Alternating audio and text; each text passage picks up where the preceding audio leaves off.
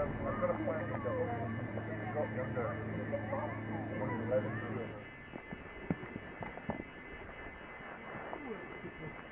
it, Callum. Good. Callum. Well covered. And more. Callum, hit it. Good. Right, Callum, up you go. Around about 2002, both my children were starting to play cricket at school, and I wanted to find a club for them. And so an advert in the local newsletter that the Kinross Cricket Club AGM was being held. So I went along, and we eventually joined when we found that the club itself was almost at the stage of collapsing, and I sort of suggested that with myself and the two boys we had three players. That lifted it from 8 to 11, and that was how I got involved in the club, and that was back in 2002. And now, what membership do you have now? There's around about 200 members. There's about 120 of the juniors and 80 seniors and social members. Well, that must make you one of the biggest clubs in Scotland. Yeah, I think so. The fact that we can put out 2 senior 11s, 2 ladies 11s, multiple junior teams and all the quick cricket teams, it certainly feels like there's a lot of players. Right, well, apart from all of what you've just said, why do you think that Wisden has chosen Kinross Cricket Club as its Club of the Year? I think it's recognition of the work that's gone on within the community, the fact that we are putting out so many junior teams, the fact we've put a lot of emphasis into ladies cricket. I think it's recognition of that. It's the fact we have a coach education programme that takes the juniors who are coming through from under 11s right the way through and offering them the opportunity that the club will actually pay for their UKCC1 coaching exams, and that's been hugely productive. Good effort, Wendy, well done! Well, this is Claire's second year playing girls cricket, and before that she had played junior cricket at the club here since it started, and she's now got into the Scotland under-15 squad along with 2 of our other girls, which is fantastic news. Great for all the young girls coming up behind her to be enthused by how well she's doing. Now tell me, before you had sons, did you have any interest in cricket at all? Yeah, I had John, obviously, my husband, who has played cricket since he was at school, and I think when he was revitalised to play cricket again when the boys started playing, it got me interested. So. And have you played yourself? I do. I play for the women's team here. Good. Are you captain? I have captained quite a few occasions, but I'm trying to work with some of the other girls and the women in the team, and you know, they're obviously just learning about the tactics of cricket and so on. And how many girls and women do you have We've at got Kinross? 32. Have you really? Yes, we have an under-17 girls team, and we also have a women's team as well. So that's fantastic. Plenty of us. And then I realised that quite a lot of the mums as well were quite keen to get out and do some sports. Okay, ladies, what made you take up cricket? My son was playing, and my mum used to play many years ago, so I decided to have a go. Good. Kirsten came to my primary school, so I thought I'd try it out and kind of got into it then. Pretty good. I saw an ad and decided to try it out, and I really liked it, so kept going. Why did you like it? Because of all the fun that we have.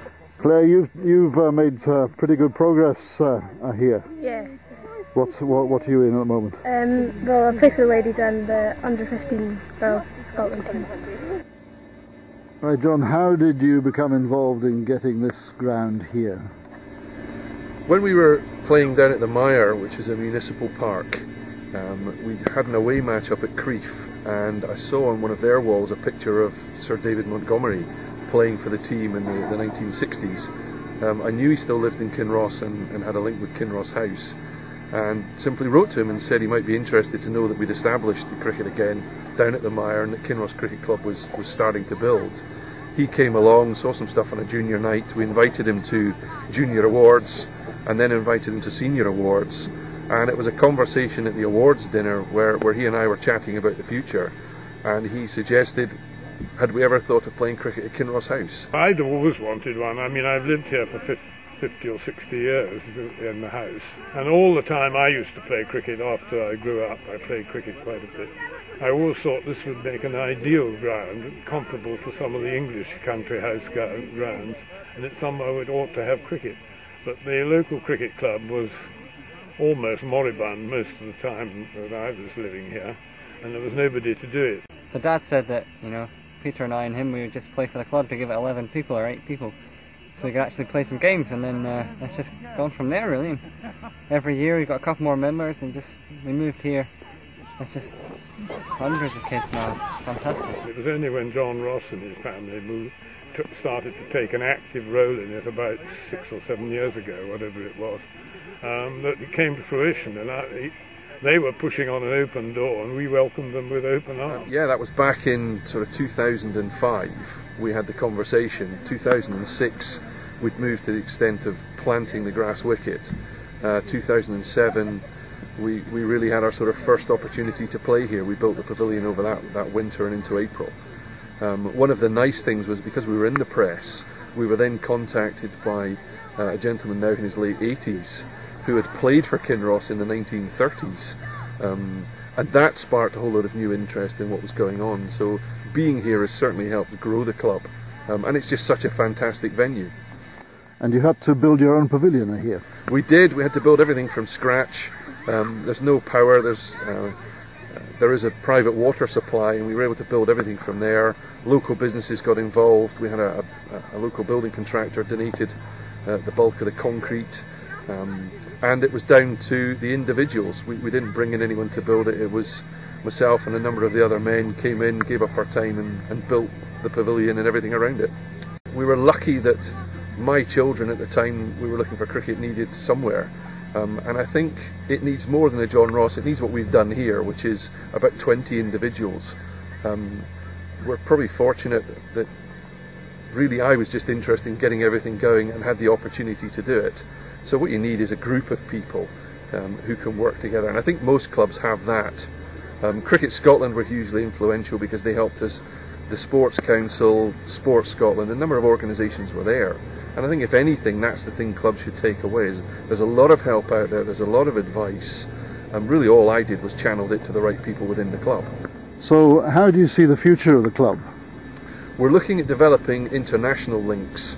One of the benefits we've got from being named Club of the Month back in July, we were contacted by Kinross Cricket Club in Western Australia. And they came in and said, look, this is fantastic, we've read all about you, why don't we form a link? And we're now actively looking at a twinning arrangement, and we at the moment are investigating the possibility that one of our junior players who's about to go off to university next year, there's the possibility of him going out for a couple of months to play for Kinross Cricket Club just outside Perth in Western Australia, and if that works well, then we can look at some of their players coming back and playing for us. The facilities here are so good. I mean, the pitch we used to play at, it wasn't a very good standard, and we didn't have enough quality coaches, but since we've moved here it's just been so much better to train, to play, and we've become really noticed here at this club, and that's helped me to progress up in the international ladder.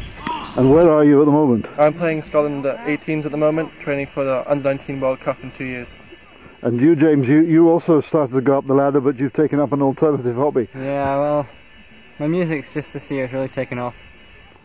And Peter, how far do you expect to go in international cricket? To the highest standard I hopefully can, so playing for Scotland in international cricket in World Cups, and hopefully when they become a test nation, playing for them then. Well, both your sons were the first members of the club to play for Scotland at age group level. Yes, I think they were. Have you got others as well here? There's a lot more kids coming through. We've just had word that another 3 of our kids have been accepted into the academy programme. I think there's been about 8 juniors have made it in terms of the boys and 3 from the girls, and certainly we see that as a pathway. That I talk to all the juniors, even at under 11, and say the opportunity is there to play for your country, the opportunity is there to play in European Championships, go to South Africa and play cricket worldwide.